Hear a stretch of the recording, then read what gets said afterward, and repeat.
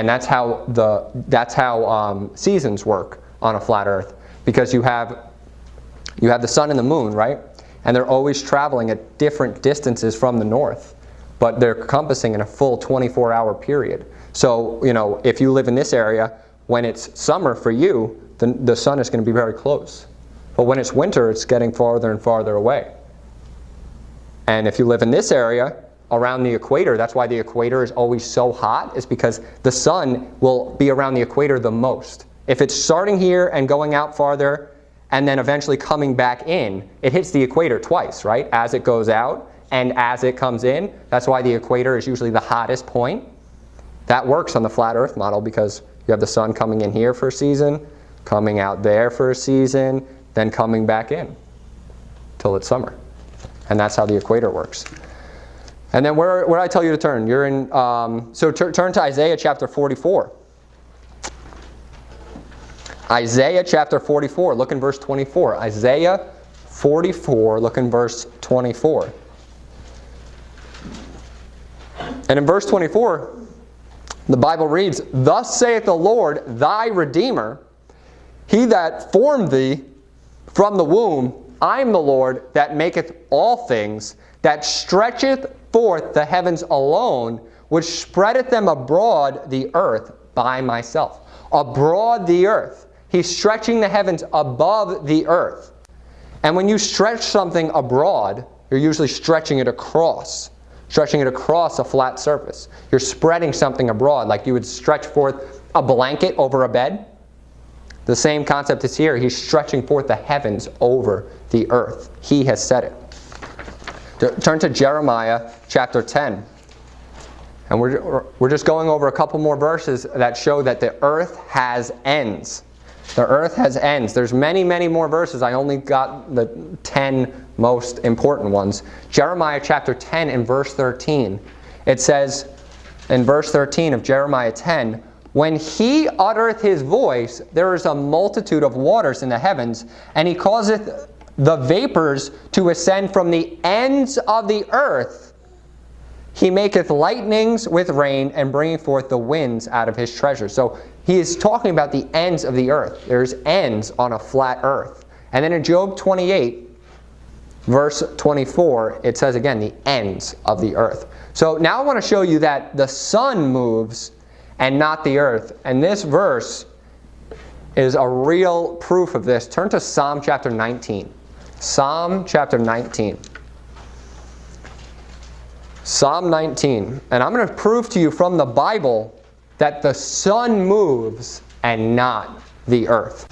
You're in Psalm 19, but I want you to open up to the 4th page in your packet.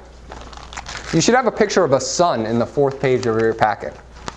I have a picture of 4 different pictures of suns. You might have a picture of one sun.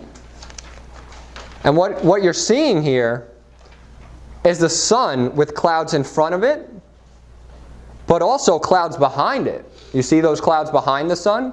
And you should see that in your packet also. You should see clouds behind the sun. You see these clouds behind the sun? Do you know why that is? It's because the sun is rotating around the earth, not outside of the earth. There's no clouds in space. There's no clouds. There shouldn't be clouds behind the sun. It should be the 4th page in your packet. It's going to look different than this. I have 4 different pictures. You should have 1 picture in yours. But you see that there's a cloud behind the sun? It's because the sun is traveling within the firmament, and they lied to you telling you it's 93,000 miles away. Turn to the last page in your packet. Very last page. This is a picture from an amateur weather balloon. An amateur weather balloon. And you're going to see the sun above the clouds. You see the sun right there above the clouds? Do you see that little hot spot under it? That's only possible if the sun is close to the earth. You wouldn't have an isolated hot spot if the sun was 93 million miles away, because it would be hitting at the same point the whole side of the earth. It would be hitting this entire, whatever sphere is, whatever side of the sphere that it's shining on.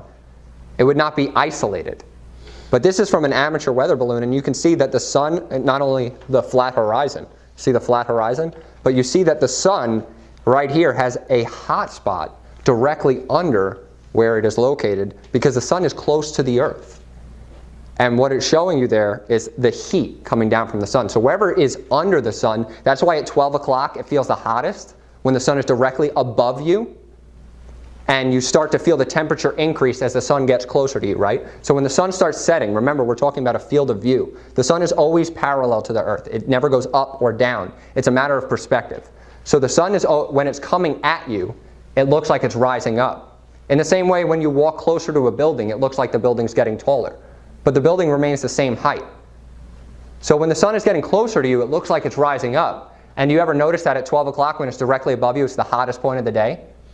And there's the most heat? It's because the sun is close to you. And when it's that close, you're feeling that hot spot. You're feeling the hotter it is, the closer it is to you, right below you. That's why at 12 o'clock, it's usually the hottest point of the day where you are located, because it's directly under the sun. And as the sun gets farther away, it looks like it's going down. But actually, remind you, if it's coming towards you and it looks like it's getting higher, it's just a matter of your perspective. And then as it goes away, it will look like it's going down, but remember, all the points are converging. When we talked about that hallway, how it'll look like the top of the ceiling is coming down, but really the ceiling is at the same exact height from the floor. So it's just a matter of your perspective. And that's exactly what's happening there.